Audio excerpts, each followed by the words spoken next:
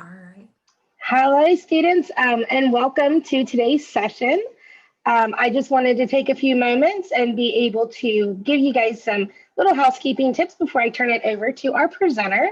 So I want to welcome you to the virtual college exploration for all of our Ohio students. This is sponsored by the Ohio Association of College Admission Counseling and StriveScan. So I want to thank you guys for attending and joining us. So some of those housekeeping tips that I want to tell you about is you can always use your Q&A button to be able to ask any questions to our presenter today, and she will see those and be able to respond. Also, your camera and your microphone have been switched off, so our panelists cannot see you or hear you. However, that's why you want to use that Q&A button. This is just one of our many different sessions happening. Be sure to check out the complete schedule at oacac.org. And the presentation will be recorded. And so if you missed something and want to come back and see it again, please check it out on our website at oacac.com, or I'm sorry, .org. So I'm going to go ahead and now turn it over to our presenters. Enjoy your session.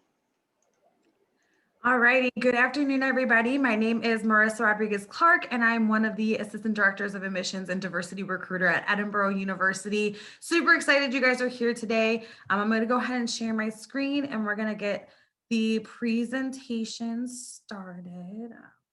Just a second.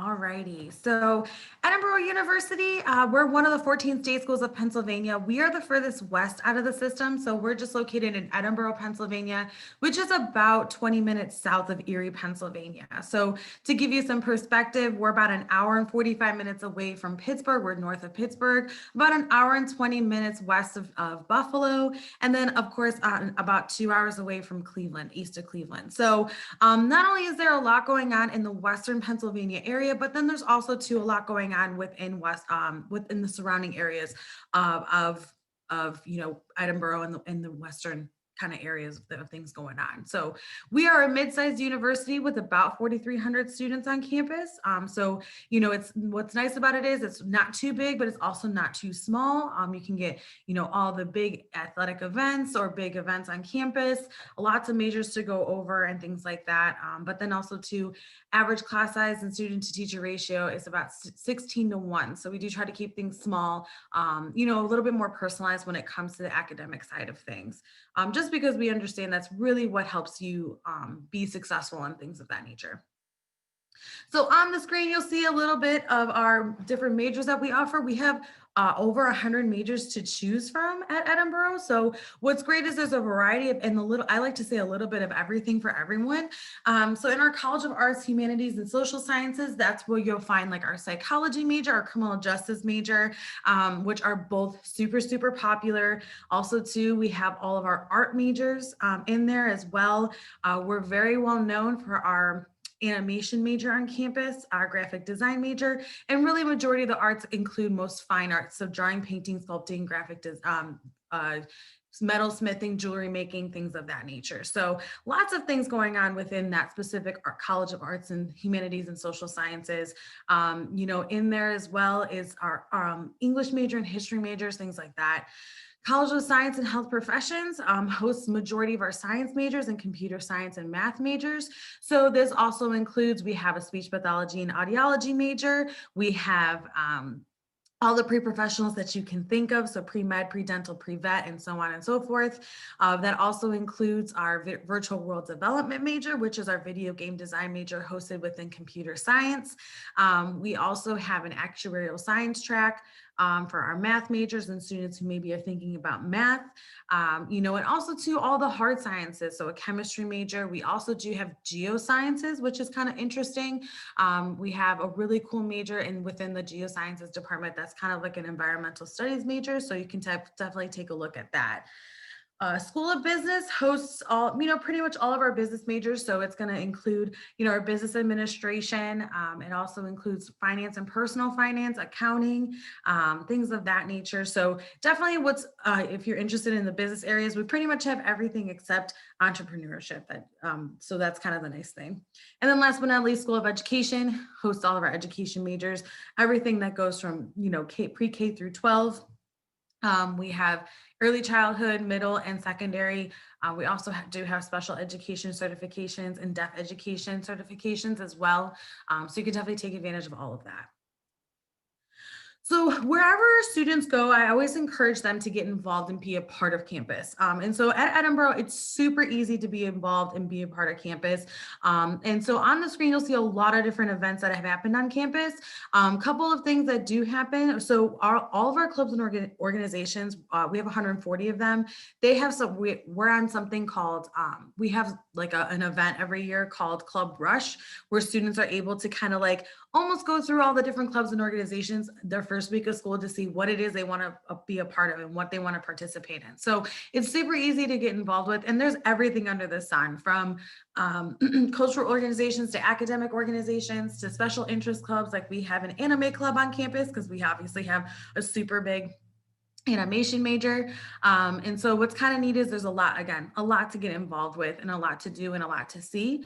But not only is there a lot to get involved with club wise, but there's also a lot of things that happen on campus. So that picture in the middle, that was actually our Go Fighting Scots Day, our Fighting Scots Day, which was on our reading day. And we kind of had like almost like a fun day for students to kind of just relax a little bit and kind of take a break from everyday life and studying a lot. So we had each club on campus, like our a Latino student organization, they had a piñata booth. Another club was making like pizzas for people and stuff like that. So there's a lot of cool things that happen. Also too, we have Unicorn Day every year because the national animal for Scotland, because we are a Scotland Heritage School, is a unicorn. So we have a unicorn day every year, which is kind of cool. And we have like a carnival kind of day with it. It's again, another great way for students to kind of just get involved on campus and engage. And then also too, we have 17 varsity sports on campus. We are Division I in men's wrestling. We are Division II in everything else. And we also do have nationally ranked wheelchair basketball team, as well as we do have esports, which is also nationally ranked. So definitely, again, lots to get involved with, lots to do, lots to see. Not only is there a lot to do on campus, but also too, living on campus is wonderful. And I guess I wish I could be a student living on campus. It's because it's fun. It's also too really nice. So we have two different types of rooming options. We have our suite styles, and then we also do have our traditional residence halls. So our suite style residence halls, these are called our Highlands, and you can have one person in a suite or up to 4 people in a suite. And so what's really great about them is that you can kind of pick and choose what you want. I always warn students though, with the suites, it's definitely something to keep in mind. The more you live by yourself, the more expensive things are going to be. So you definitely want to make sure, while it's nice to live by yourself, or if you have to for medical reasons, that's something to keep in mind. It can cost a little bit more money. But like I said, they range from 1 person in a suite or up to 4 people in a suite, and there's different variations of them. With the suites though, a couple of differences between the traditional residence halls. With the suites, the bathrooms are right in the room, so it's all private bathrooms in comparison to the traditional residence halls where it's communal. And then also too, with the suite style residence halls, they're newer, so it's going to have air conditioning and newer furniture, and it's again more of apartment style living in comparison to just your standard regular kind of 2-person dorm residence hall room. Now with the traditional residence hall room, it's definitely a little bit different. It's your standard 2-person room, kind of what you see in the movies, what you kind of expect from a residence hall. Now it is communal bathrooms, so there's one bathroom for every floor. But the nice thing is too, we also offer pet-friendly housing within the traditional residence hall, so you can bring a pet to campus if you want. I think there's certain stipulations with it, like you can't have a pet ferret. I don't believe, like you can bring up a 40-pound puppy if you wanted to, rabbits, snakes, rats, anything like that. So if you have a pet and you want to bring it to campus, you're more than welcome to. Also with the traditional residence halls, these are our least expensive housing options on campus. So I always tell my students, with room and board, that can sometimes increase or decrease the amount that if there's any gap left, if anything. So that's definitely something to kind of keep in mind. when it comes to looking at that final bill and the final amount. We do have a 2-year on-campus living requirement unless you live within a 50-mile radius of campus, and you can commute. If you don't live within 50 miles, you do have to live on campus for 2 years, but we do guarantee housing for all 4 years. So if you wanted to stay on campus all 4 years, you definitely could. This is just kind of a diagram, or a couple of diagrams of what the suites look like. And so this kind of gives you an idea of what they look like. And so kind of looking at this semi-suite one for an example, as you can see, there's definitely some common space area, but here's the bathroom. And then there's those 4 individual rooms. So it's, again, a super nice setup. You can take advantage of it, which is nice. And then looking at this suite on the bottom left, you kind of have more of a common space in this one, a little bit more space. And then you have the 4 individual rooms, and then the bathrooms, the private bathrooms right in the rooms. So again, definitely something to think about, definitely a nice kind of advantage to something to take advantage of with the housing. So our application process for Edinboro is super simple. So let's go ahead and segue to that conversation. So the application process is, again, super easy. There's two ways to apply to Edinboro. One way is through our own application, which is available. Was available starting July 1st, and that can be found on our website, edinboro.edu/apply, or we're also on the Common App. And for those of you who aren't familiar with the Common App is a centralized application that students can use to apply to multiple schools. Not every school is on the Common App, so definitely make sure you're using their search engine. So for when you are looking to see if someone is on there or not. But again, if you're applying to multiple schools that are on the Common App, it's a really nice tool because it's pretty much designed for your convenience. So you only have to fill it out once, and you can send it to however many schools you want to. Edinboro is a rolling admissions institution. So what does that mean? There's no specific deadlines that are in the admissions process. And when we get your application, we don't make a decision on it until we get all of your required materials. And so that's something to keep in mind. But we have put some soft deadlines in the admissions process because we do abide by the May 1 National College deadline, which is typically when most students need to have their admissions decision made by. So, but we, in our admissions process, we have created the November 1st early action deadline. This gets you early consideration for merit-based scholarships, as well as it gets you early consideration for financial aid and the Honors College. And then also we have a February 1st freshman priority deadline.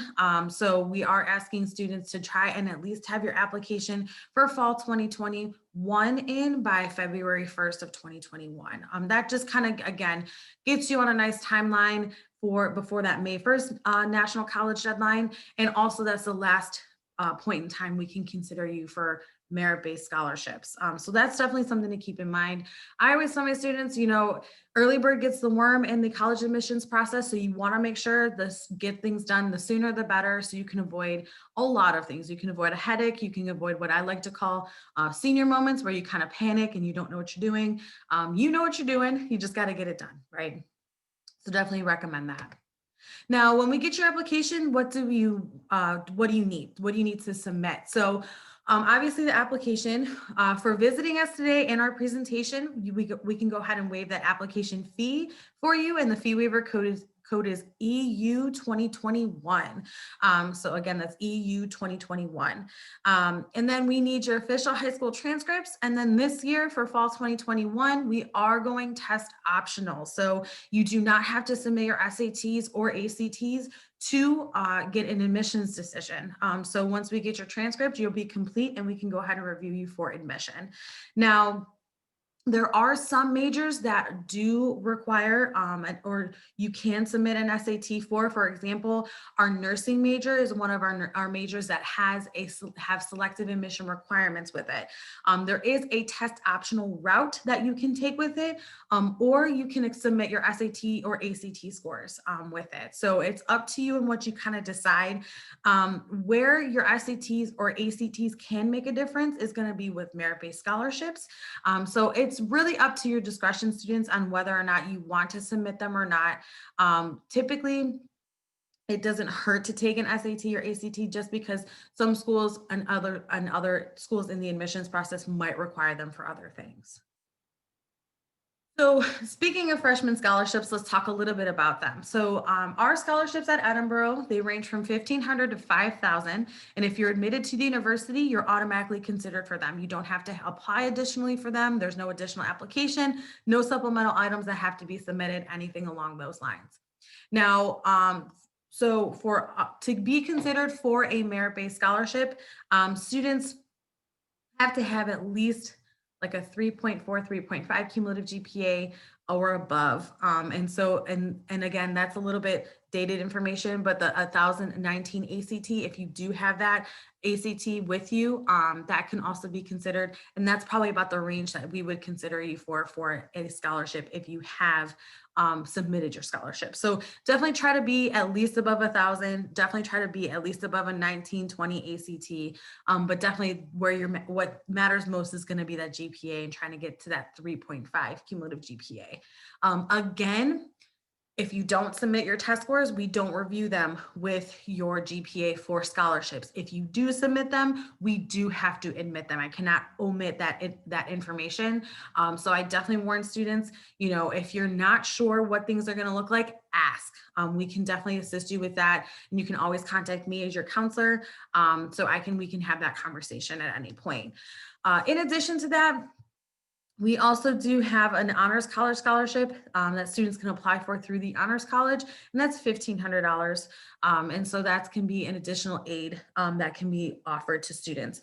Last but not least, for our out-of-state students, we do also have the Highland Housing Scholarship, which is a $3,000 housing scholarship that goes towards room and board for our students. So all these are available to be stacked together, so you can get a merit-based scholarship, a Highland Housing Scholarship, and even the honors college scholarship, which definitely adds up because tuition, room, board fees, everything for out-of-state students is a little over $26,000 a year. So not only is it a pretty affordable to go out of state for Edinboro and at Edinboro, but also you can get all these scholarships stacked on top of one another to definitely make it a little bit more affordable.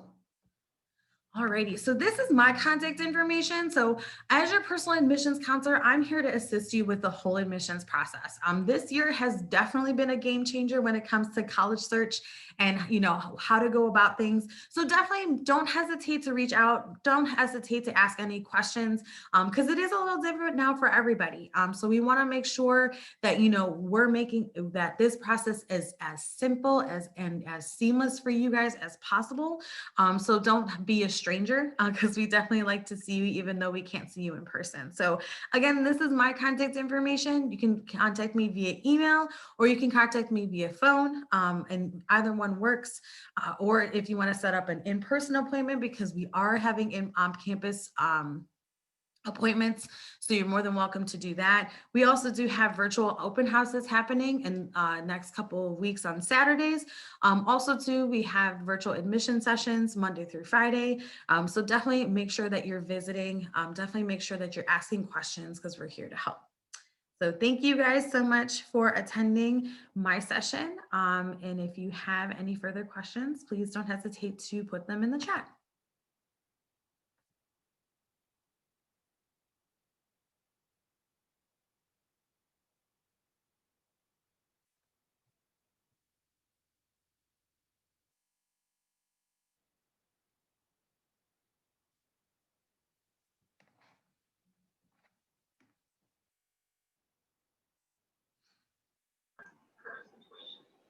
All right, Marissa, thank you so much for doing that presentation.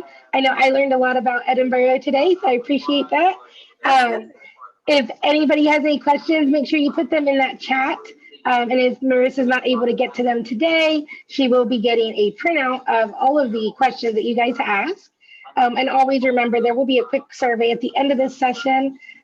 Always sign up for more sessions offered by the OACAC at oacac.org. And again, today's session was recorded, so please feel free to reach out as you have questions. Thanks so much. Have a great day, guys. Bye-bye.